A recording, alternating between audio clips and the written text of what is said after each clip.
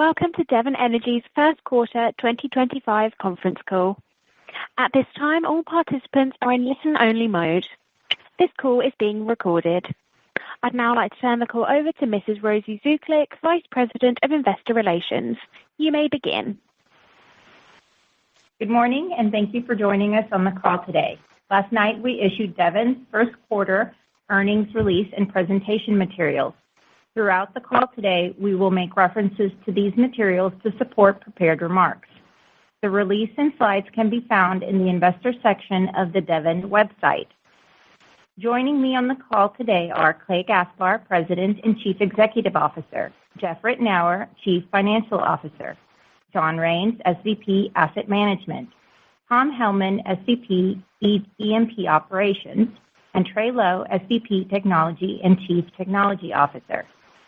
As a reminder, this conference call will include forward-looking statements as defined under U.S. securities laws. These statements involve risks and uncertainties that may cause actual results to differ materially from our forecasts. Please refer to the cautionary language and risk factors provided in our SEC filings and earnings materials. With that, I'll turn the call over to Clay. Thank you, Rosie. Good morning, everyone, and thank you for joining us. Devon delivered a very strong first quarter, driven by a focus on operational excellence and financial discipline. Today, we will share how we're accelerating our strategy to drive sustainable shareholder value.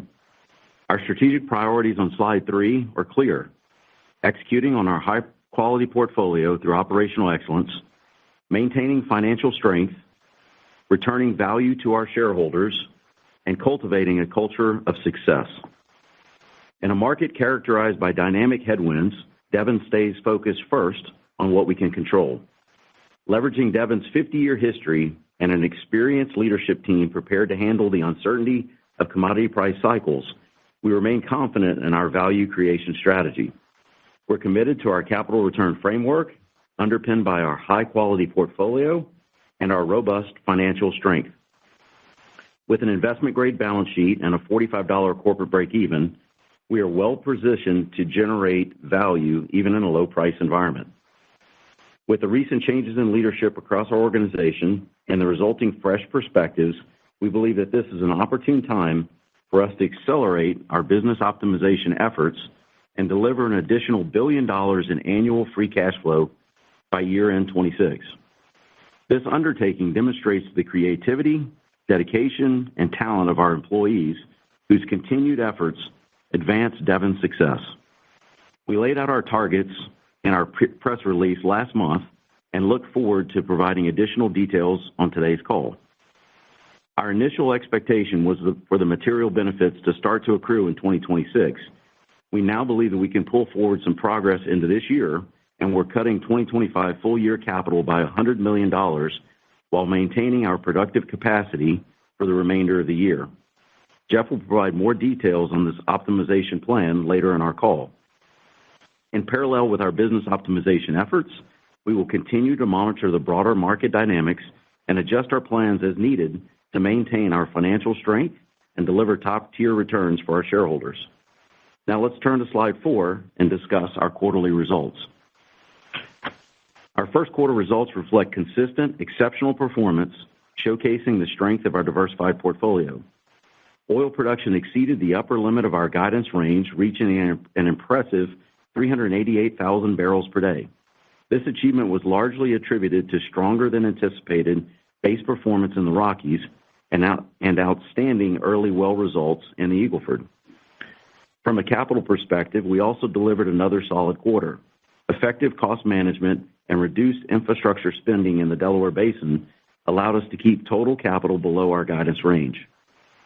Overall, our production performance and capital discipline resulted in $1 billion of free cash flow generated in Q1. With this significant free cash flow, we returned nearly half to shareholders through dividends and share buybacks.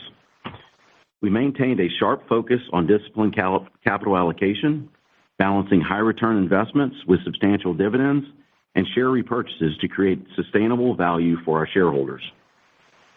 Moving to slide 5, the Delaware Basin continues to deliver exceptional performance driven by operational improvements year after year. The expanded implementation of simul-frac across the asset has been a key contributor, with up to 60% utilization in our 2025 program. This increased adoption has enhanced completion efficiencies by 12% year-to-date and continues to accelerate our days online.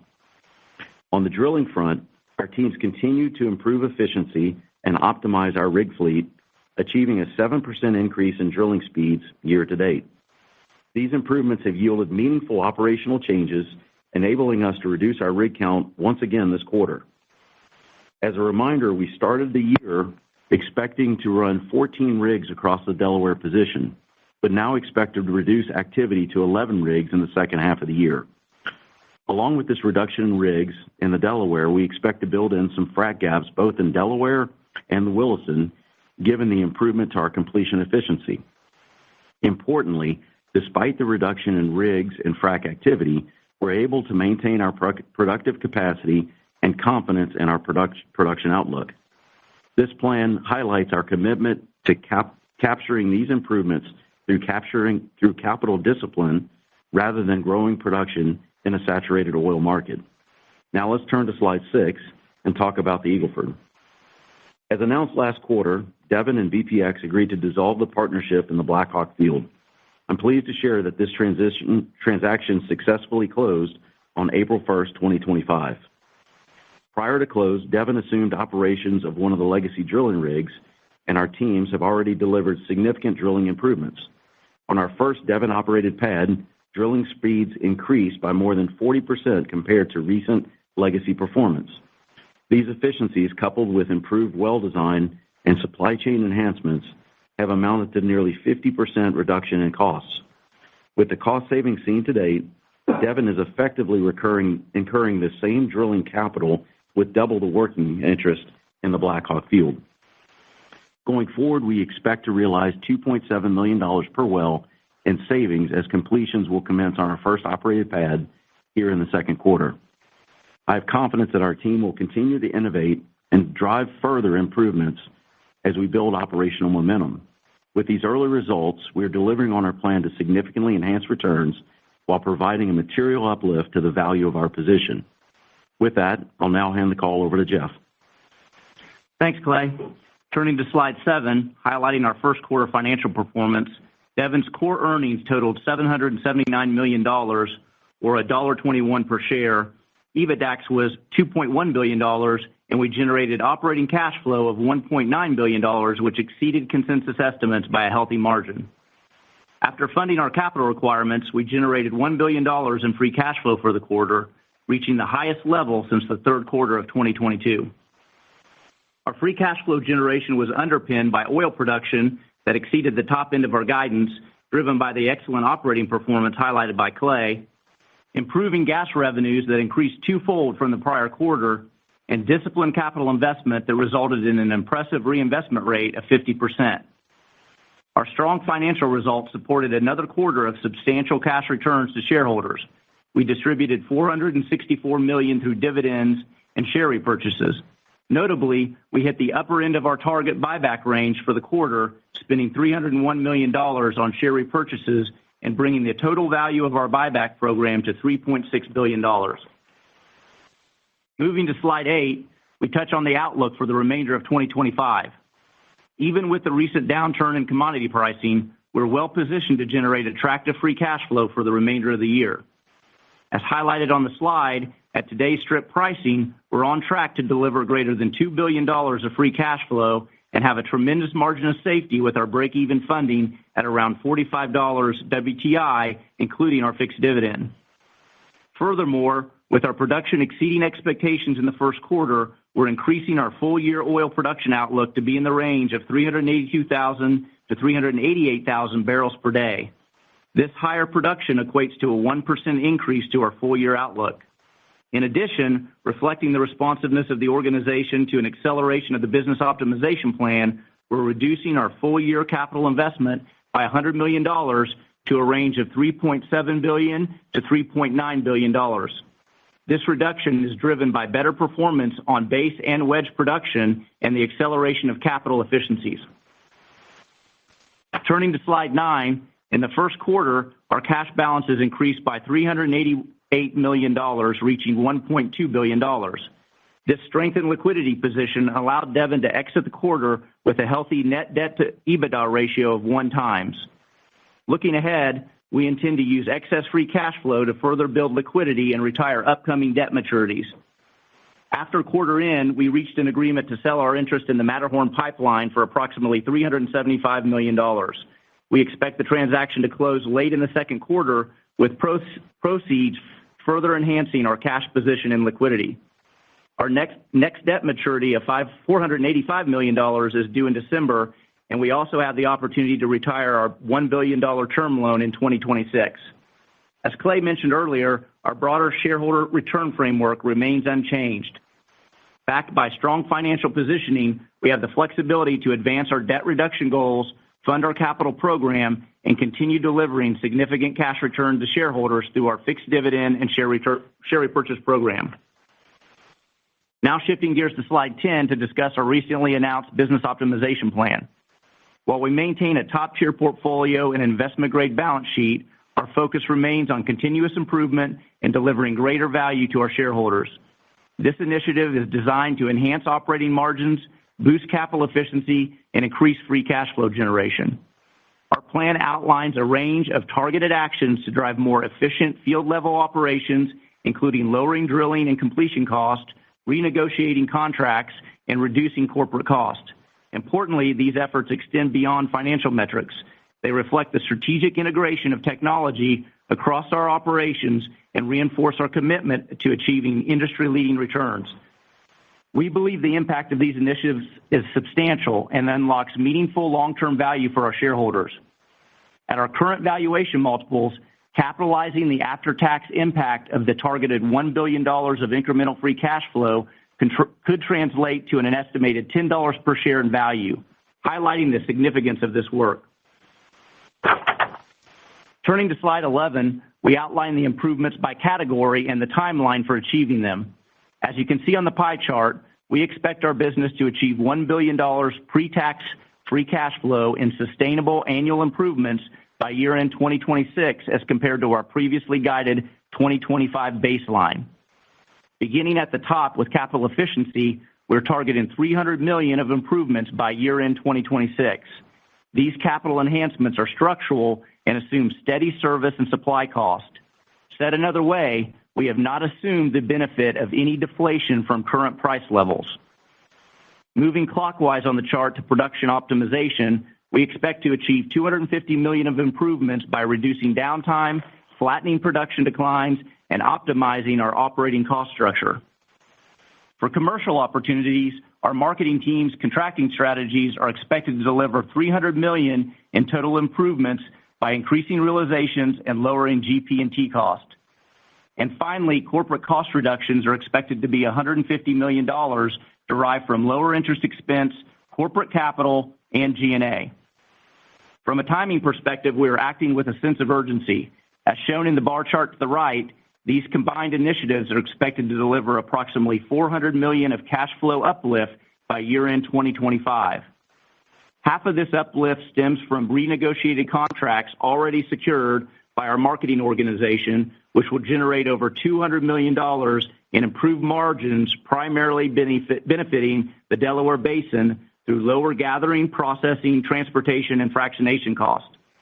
These savings will begin to materialize in late 2025 with full-year impact in 2026. To be clear, we have not included any benefit related to the sale of our interest in Matterhorn Pipeline in our business transformation uplift potential.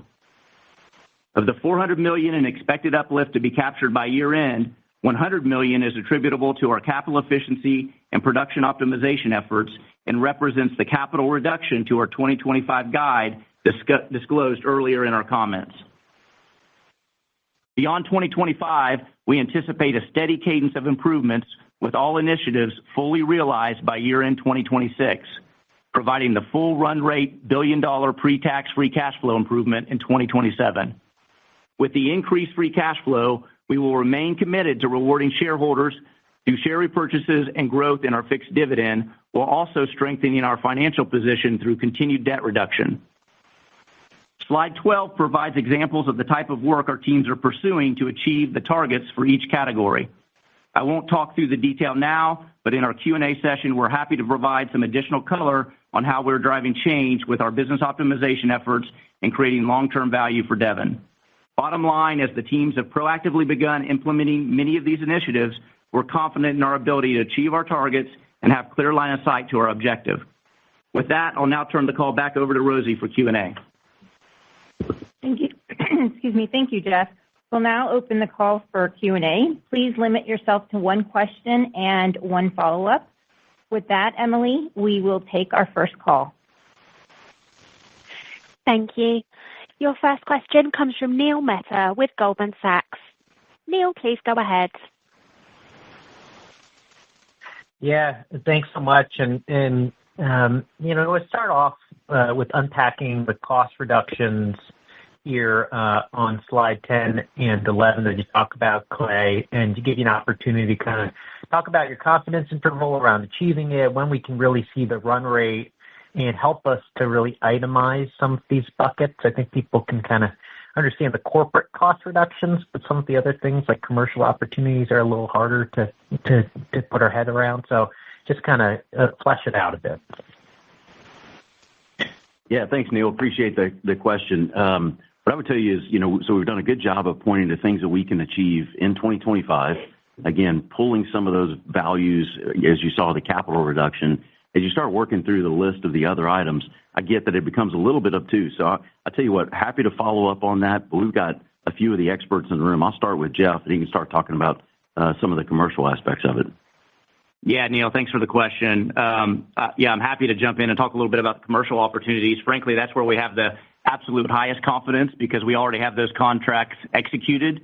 They're in place, and they'll take effect at the end of this year and really into 2026. You'll get the full run rate benefit of that. Just to give you a little bit of color on what we've done there. So not a surprise to you, we have multiple midstream partners in the Delaware, in addition to the midstream infrastructure that we already own, through our Catalyst JV and our Cotton Draw midstream partnership. So that provides us a lot of leverage and opportunity and optionality, frankly, to work with all of our partners and attempt to maximize margins. So we had the benefit of a couple contracts, running their course as far as term over the next couple of years, and we took advantage of the leverage that we have, with our partners to really go in and look at how we could renegotiate those contracts and drive lower costs. So it's a combination of lower fees, higher recoveries. The bulk of that is related to NGLs, our NGL business in the Delaware. But bottom line, we've reduced our fees in some cases.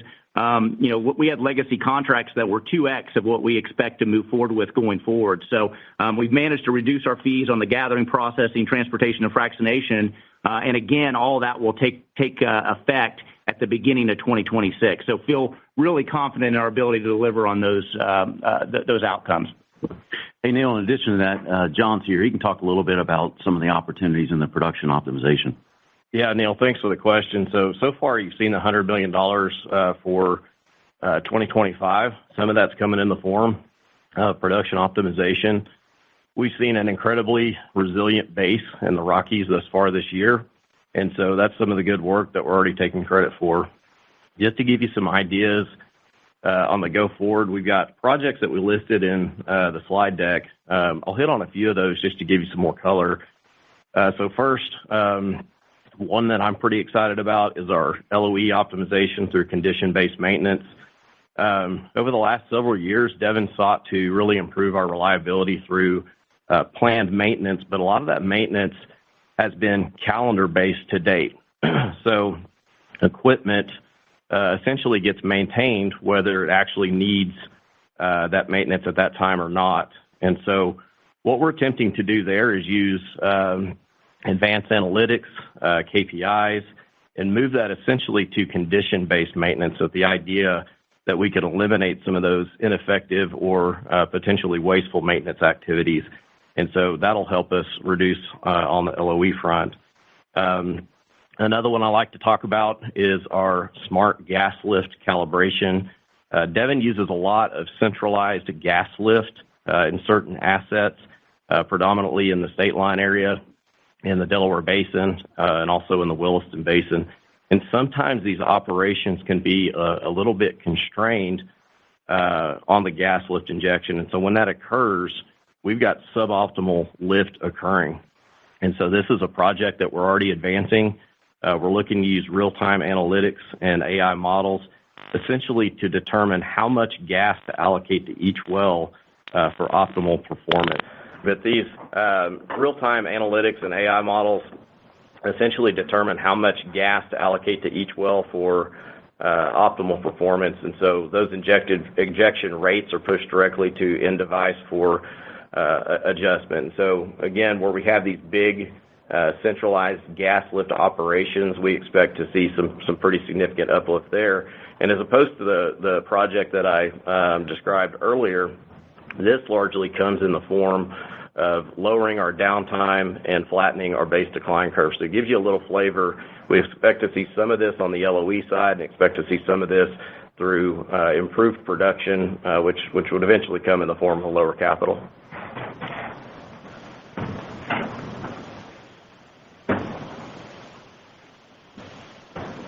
Neil, are you still there?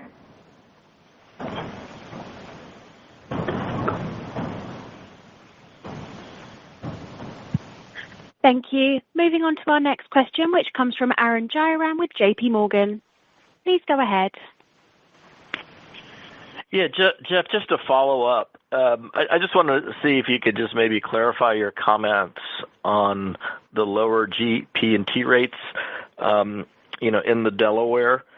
Could you maybe give us a sense of what this would do to your broad, GP&T cost per unit, if we were to translate that into our models in 2026? Yeah, you better, Arun. Just to give you a little bit additional color, as I said, it's really specific to our NGL business. There's some on the gas side as well, but that's where the biggest driver of this is. Just to give you a sense, we had some legacy contracts that were, call it $1.50 an M, and now they're going to be, almost half of that, right, in some cases. So it's going to be pretty material.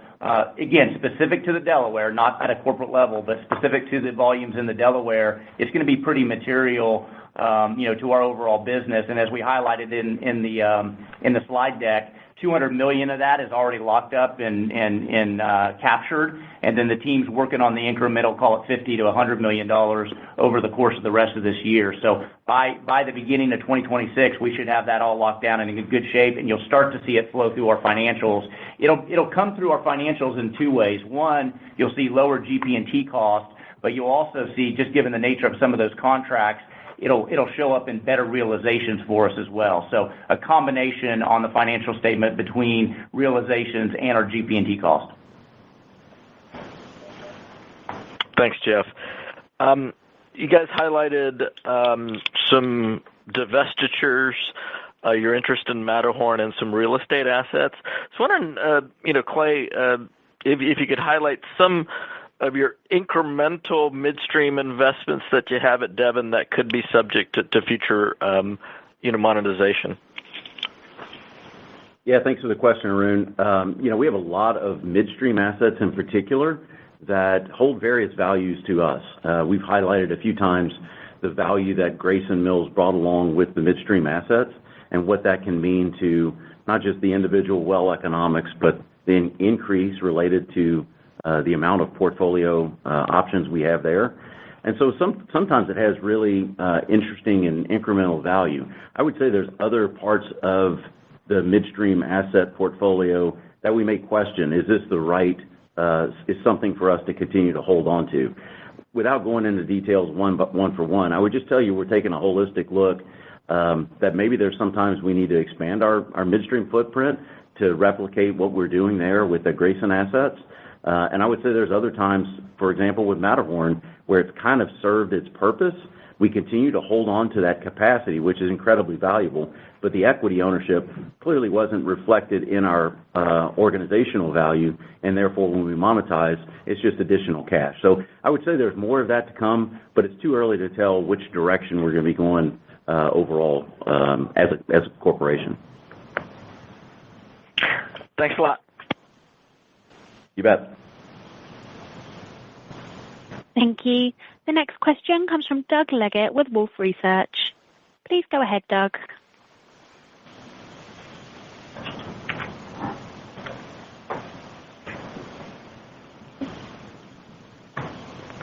Once again, maybe the Doug, your line is easiest open. question I've got. Please proceed with your question.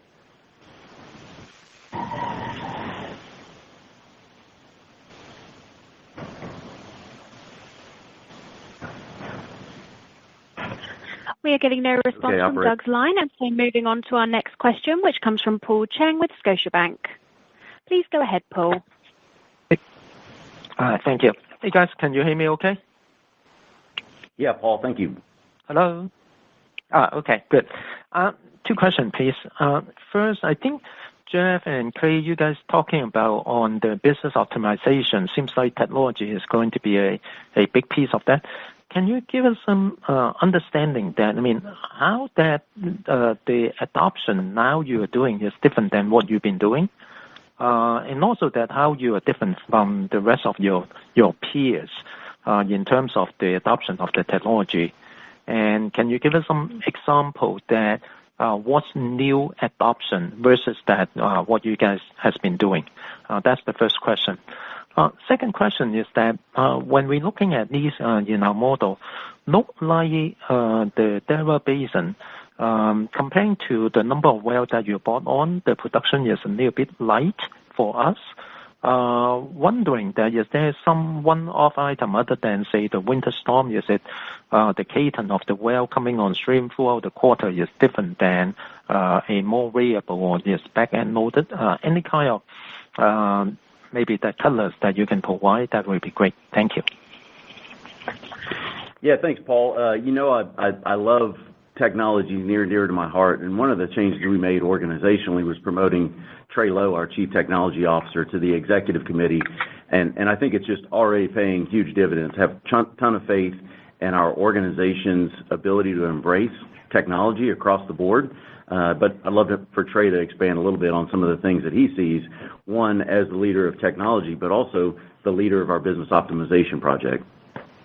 Definitely appreciate the question, Paul. We view technology as a differentiator for Devon, just as you highlighted, and the ability for us to use technology to improve our operations is kind of core to our culture that we have here. The things that are new, John highlighted a couple in the production space that will be underpinned by new technologies that we've been investing in over the last few years. The other one that I would highlight is we've made a substantial investment in all of our industrial systems, sensors that we have across the field. We've invested heavily in standardizing that across all of our wells, thousands of wells that we have across the business.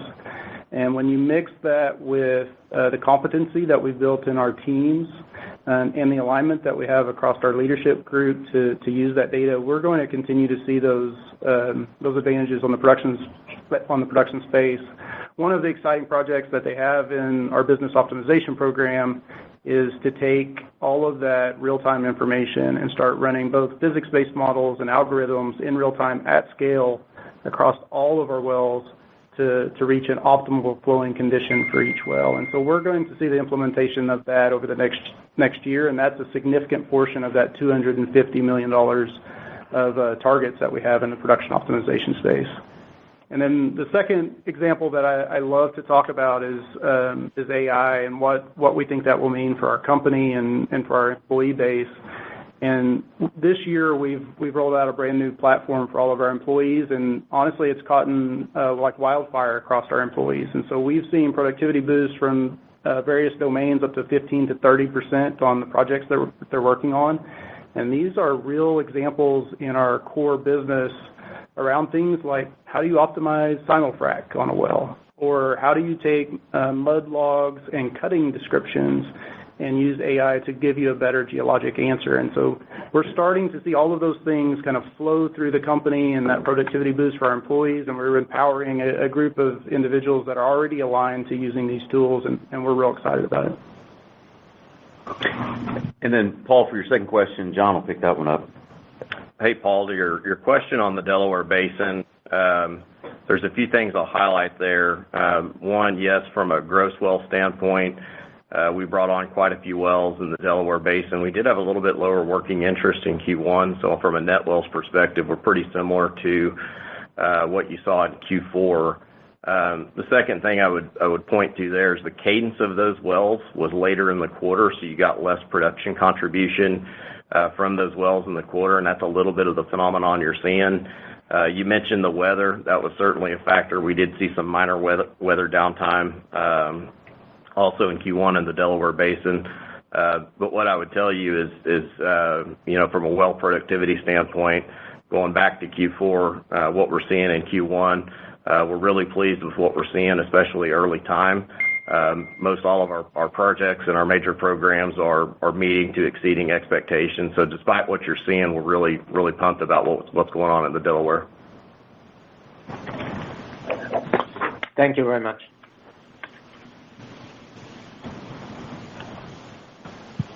Thank you. The next question comes from Scott Hanold with RBC. Please go ahead. Yeah, thanks. Good morning. Clay, maybe give your view on sort of the broad macro trends. A lot of your peers have, made some cuts to their activity levels, bringing down production relative to prior expectations. And I think part of the effort too is to, continue to enhance free cash flow. Can you give us a sense of how you're looking and thinking about the macro? I mean, there were no, specifically defined cuts related to weaker oil prices, but what would it take for Devon to sort of reevaluate its plan? Yeah, thanks for the question. Very topical today, and certainly the macro environment is not lost on us.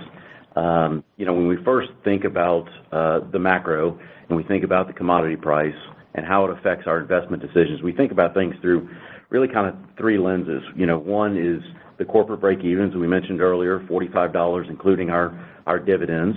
That's kind of one test. We think about the well returns, the economics, but we also think about the operational objectives and the associated distraction of making moves up and down, yo-yoing essentially the activity.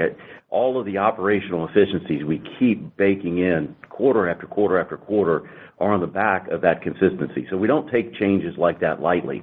You've seen us gradually move down the rig count in the Delaware Basin, 16, projecting going down to 11, with a similar output, and that's incredible efficiency. But as you mentioned, those are operational changes and not really a reaction to the macro. When I think about the macro today, the forward curve's relatively flat relative to the last couple of years, hovering around just under $60.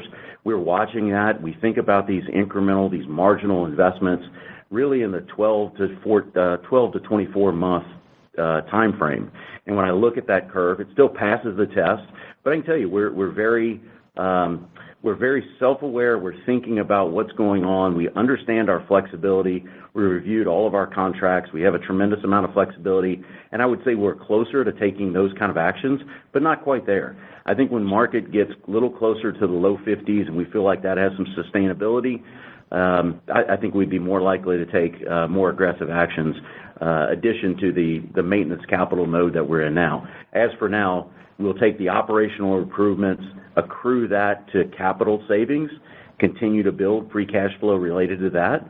And then again, the business optimization is our incredible focus on driving more and more free cash flow, which we think has a tremendous amount of uplift for the organization and ultimately for the investors. And that's on the back of some really focused work by the organization and not yo-yoing them around too much. Appreciate that comment, and I think this one's for Jeff. You all have pegged, roughly $200-300 million per quarter on stock buybacks, and obviously related to everything we were just talking about. A lot of the equities in energy have come down quite a bit, including Devon as well. Given that you're pulling forward some of this optimization value, you've got, it sounds like, very good visibility on achieving it. Does it make sense to maybe step up buybacks a little bit in the near term and utilize some of that free cash flow opportunistically? Yeah, Scott, thanks. I appreciate the question. And yeah, we've thought a lot about that and do consistently debate that with our board. Each quarter is based on the macro environment and our broader strategic objectives. At this point, we feel very committed in not changing our game plan. So you're going to continue to see us execute on the $200 to $300 million range of share repo each quarter. Obviously, the fixed dividends in place, we expect to grow that annually. And then any incremental free cash flow that comes back to the balance sheet, we're gonna use that to bolster our liquidity and then ultimately pay down our debt over time. So no change to our financial framework at this point in time. As Clay said, we're obviously not sticking our head in the sand. We're going to watch the market and adjust accordingly. But we feel confident in our approach and don't have any plans to change that at this point. Thank you.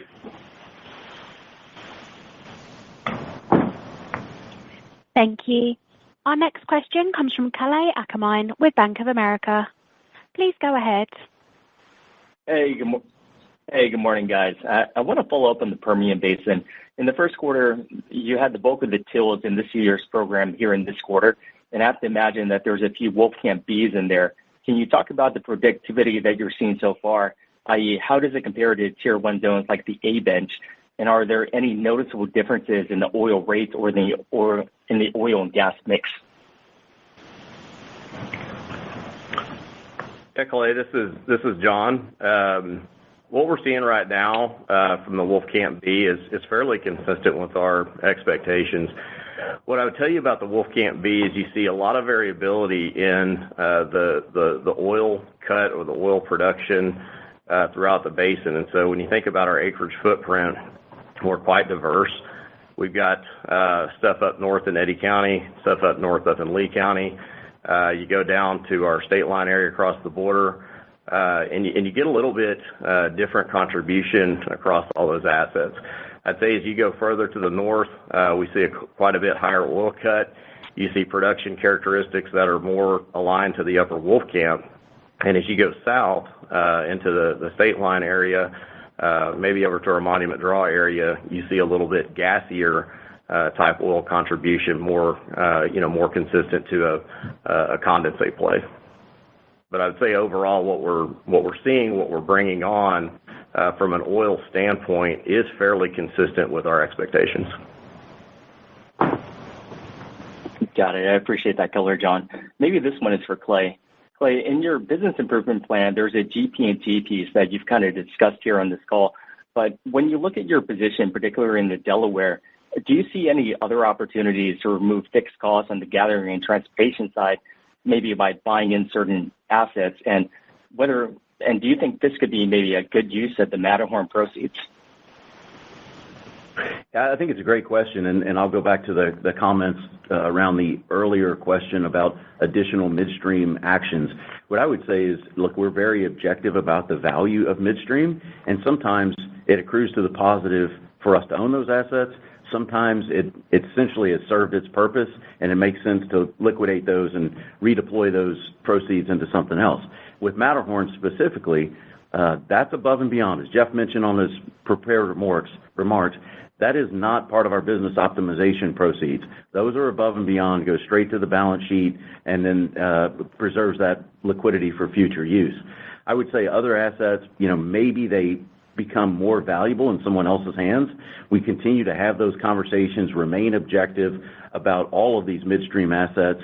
And I would tell you at this point, it could go either way, from us adding more interest in some of these assets to liquidating as we've done with some of those. So you've seen us kind of see the benefit from both sides of that, and we continue to explore all avenues to create incremental value for our shareholders.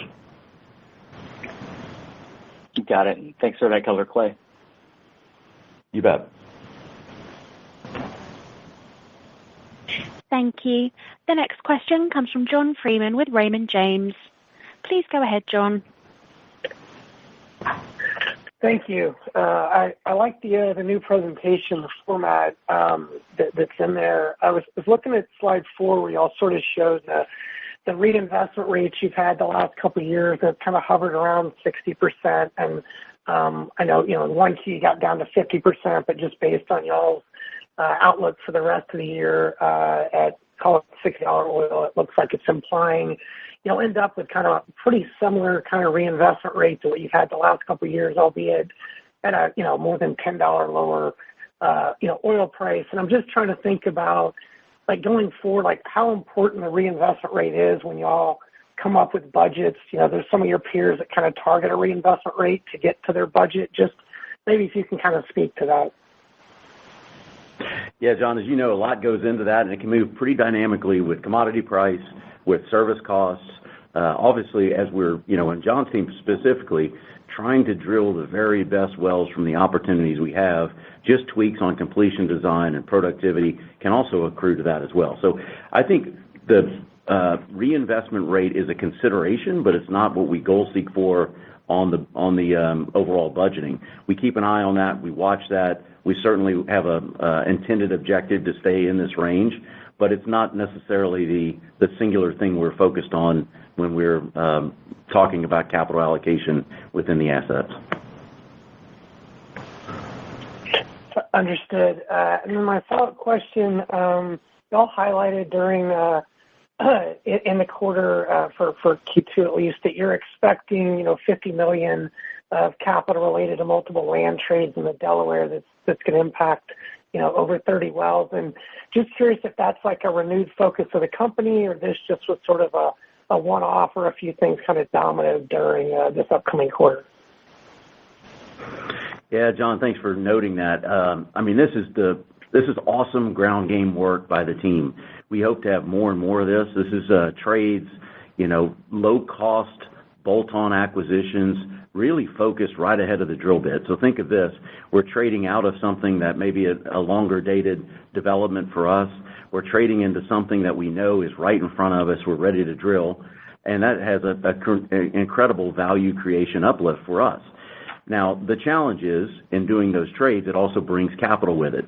And so it's a great point to highlight the $100 million of savings that we're talking about, moving from a midpoint of 3.9 to a 3.8, is additional to this $50 million that you pointed out from these trades. That's capital that was drug into this year from some great work that the teams have done.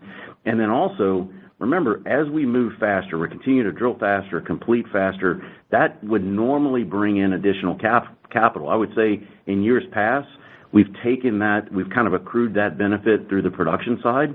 And so without any mitigation steps, that 3.9 would have moved to 4.0, and then with that extra 50, it would have been $4 billion 50 million.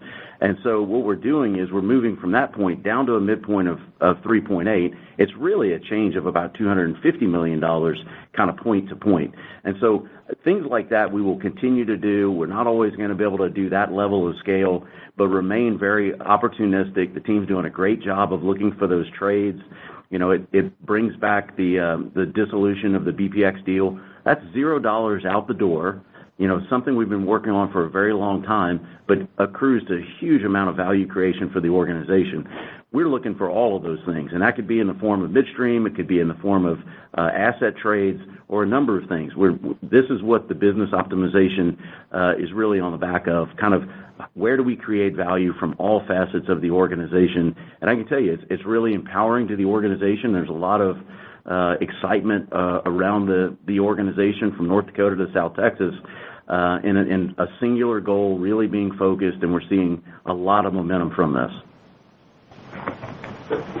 Thanks, Clay. I appreciate it. You bet, John.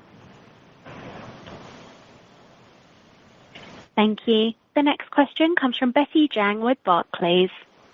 Betty, your line is now open. Please go ahead. Hi. Good morning. Thank you for taking my question.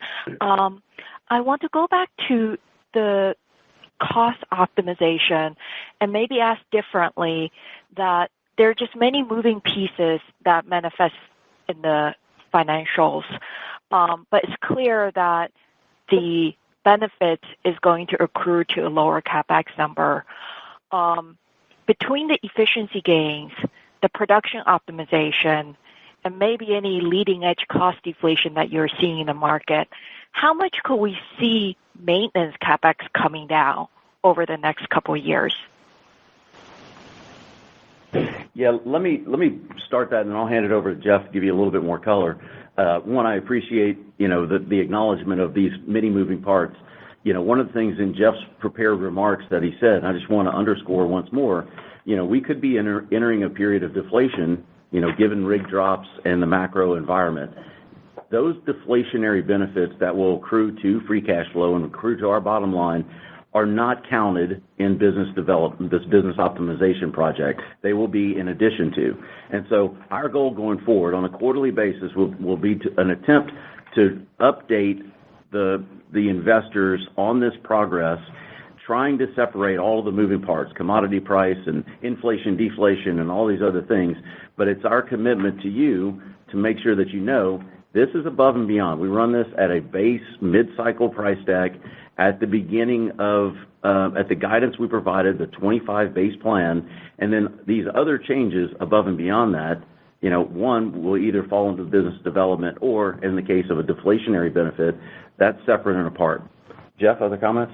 Yeah, Betty, I would try to put it as simply as this. We've got a base level 2025 baseline guide, today of $3.8 billion. When you put together the capital efficiency and some of the corporate capital costs that we've highlighted in our business optimization plan, you get down to a maintenance number closer to kind of 3.5, right, as it relates to the go-forward maintenance capital for the company. That's when you fast forward to 2027, obviously, after we've done all this work and executed and delivered on these efficiencies. But that's the kind of number that we're looking at and driving towards as we execute on this business optimization work, and ultimately expect all things being equal, right? When we fast forward to 2027, that would be the kind of maintenance capital profile that we'd be look to be delivering on going forward. All this effort around our business optimization is focused on driving that break even that we talk about a lot lower in our business, right? And so at the end of the day, that's got to manifest in a lower maintenance capital level for us going forward. And so that's how we're thinking about it. And one other thing I would just add to that, when you lower that break even and you're not drawing on that portfolio quite as hard, in effect, the side benefit is you extend that portfolio even further. So again, lots of business opportunities. We are very focused on this. As I said, the organization's really fired up. There's so many additional benefits that the people sitting around this table can't see today and can't even predict. And that's where I get most excited is when the organization just organically is wanting to be part of that, embracing technology, driving efficiencies, accruing that to value either through production or lower cost structure, ultimately driving our maintenance capital down, and as a side benefit, continuing to benefit our portfolio and extend the runway on it. Great. No, that's super helpful. Appreciate all that color. And I understand the cost, the deep surface cost deflation is really incremental. Maybe on my follow-up, Clay, you mentioned earlier that you're not looking to take more aggressive action unless prices go to the low 50s. And just acknowledging the momentum that you're seeing across all the basins. Permian, you're doing really well on efficiencies. Eagle Ford with the dissolution of the JV. Which asset do you think has more flexibility to slow down? And I know it might be a more difficult question to answer right now, but would love to get some color on how you think about it. Well, Betty, I appreciate the question. I talked about the three lenses and how we think about, how are we investing? At what level do we invest? How do we allocate that capital amongst our businesses? And I'll give you an interesting kind of parallel. So in the Powder River Basin, it's some of the most challenging economics. Objectively, it's just earlier in its development. We're still working on driving down cost structure, increasing the productivity and the consistency, which we're seeing a lot of wins. That operational momentum that we've generated over the last few years has been on the back of one rig, okay? That is an area that probably, even though it's the most challenging on the single well rate of return state-of-the-art today, probably has the most upside potential from value creation for continuing to invest and assessing and understanding and really leveraging that incredible footprint that we have. So there's a little bit of a resistance to hold back on that. I can tell you when you get into the low 50s, everything is, again, on the table. We need to make sure that we're doing the right thing for the organization. Contrast that with our highest rate of return, the Delaware Basin. You've seen us actually lower and flex the operations on it because we have the ability, the scale delivers to drop rigs, take a little bit more of a slower pace on some of the frac holidays that we're going to be baking in, and that allows us to deliver incredible productivity for our crown jewel asset and do it in a paced way that extends that inventory even longer. So it is a complicated answer. What I would say is we'll continue to evaluate. We have lots of options. We don't have, from years of the past, we're thinking about other burdens that we might have experienced a decade ago around long-term rig contracts or minimum volume commitments on pipes or trying to hold lease positions together. We're not burdened by any of that. So we have a tremendous amount of flexibility. We're very objective about this, but we're also very thoughtful about the costs and the consequences to the operational improvements that we're making. And right now we're really focused on driving the value through that lens. I appreciate all of that. Thank you so much. Thank you, Betty. Thank you. Our next question comes from Kevin McCurdy with Pickering Energy Partners. Kevin, please go ahead. Hey, good morning, team. Clay, you kind of touched on this earlier, but just to confirm, you've lowered your average rig count in the Delaware from 14 to about 12 this year. Your turn-in-line count is still the same. Will that have any impact to your wells in progress at the end of the year or your ability to grow in 2026? We're very thoughtful about looking ahead to 26 and any actions we take in 25. Clearly, the spuds that we have for the balance of the year, essentially all of the value accrues to 26. So to hit the question on the head, we are not sacrificing 26's productivity. We're doing this in a consistent approach. We're thinking about what maintenance capital looks like, continuing to invest in that.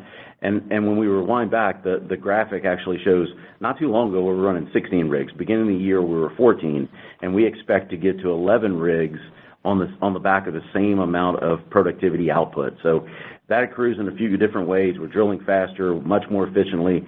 We've got, the efficiency of the lateral length, how much productive lateral length we have, and then also the productivity of the wells continue to accrue to the upside. Some of the great work that John's team's doing, understanding that subsurface is highly valuable and critical, and that's where we create a tremendous amount of value that's hard to put into a graphic form, but we're continuing to see the benefit there.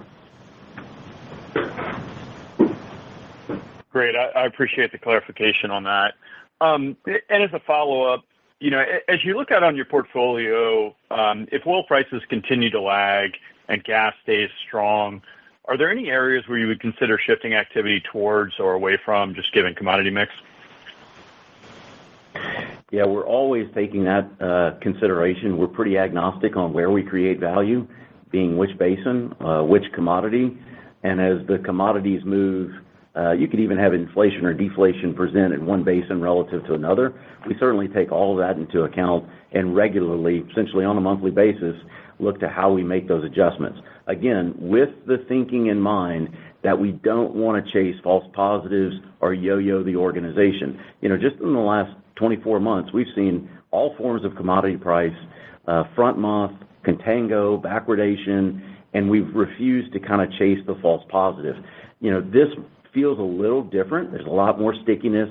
There's probably a compounding effect of the headwinds. And so I would consider us essentially on high alert in regards to where commodity price is heading. Again, you're starting to see a flat curve kind of reinforcing that this could be a little bit lower for longer. Again, we have the capabilities to step down activity. Consider us on high alert at this point. Thank you. You bet. Thank you. Our next question comes from Matthew Portillo with TPH. Please go ahead, Matthew. Good morning, all. I just wanted to unpack your capital allocation, the Rockies, a bit. Looking at the program this year, I think the plan calls for about 70 to 75 gross wells in the Bakken. And in our math, that would probably translate to around $650 to $700 million of capital.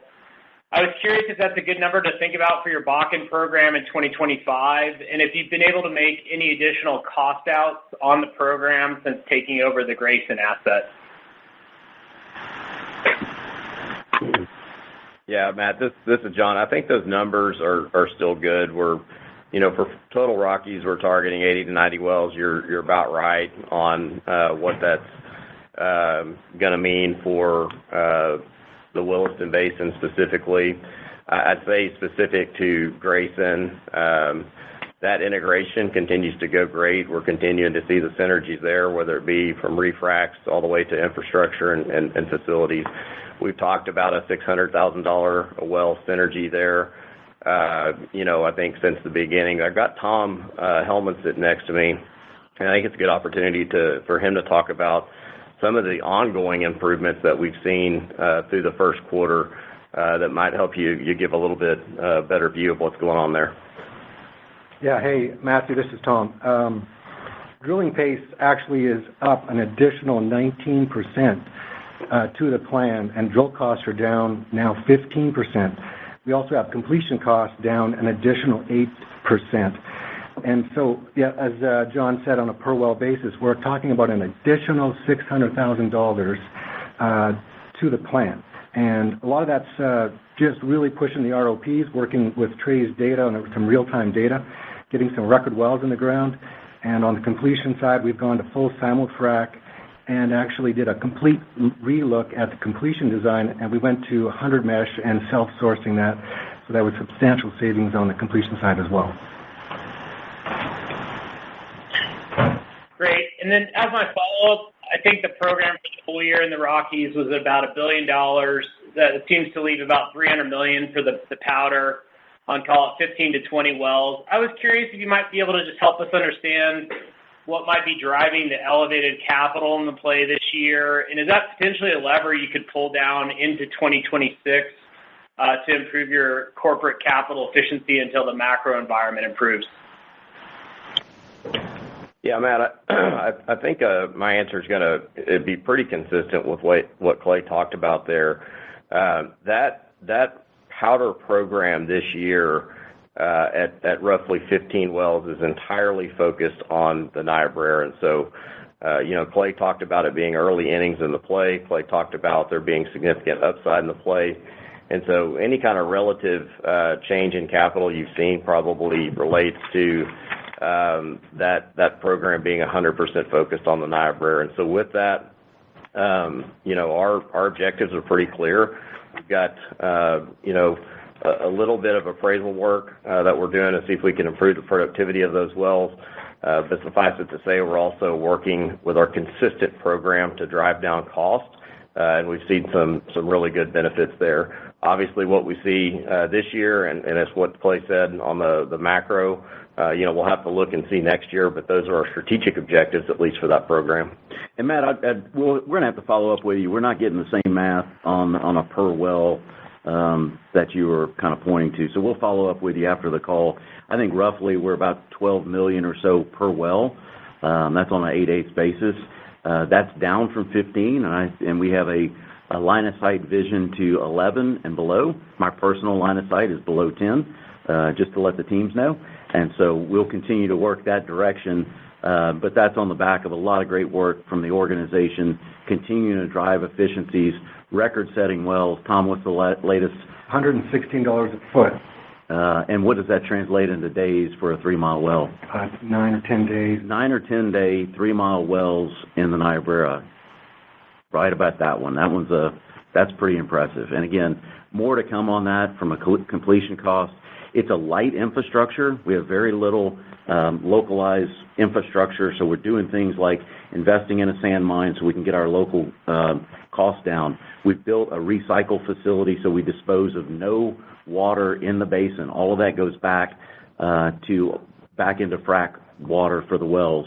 Some of that costs money up front. I'm sure that some of that will be baked into these numbers you're talking about, but excited about where we go from here. And again, tremendous asset with lots of running room. Continue to run that, but everything's on the table as we move into a more distressed environment. Thanks so much. You bet. Thank you. Those are all the questions we have time for today, and so I'll turn the call back over to Rosie for closing remarks. Thank you. Excuse me. Thank you, and thank you for your participation in our call today and your interest in Devon. If you have additional questions, Chris and I are available, so please give us a call. Thank you, everyone, for joining us today. This concludes our call, and you may now disconnect your lines.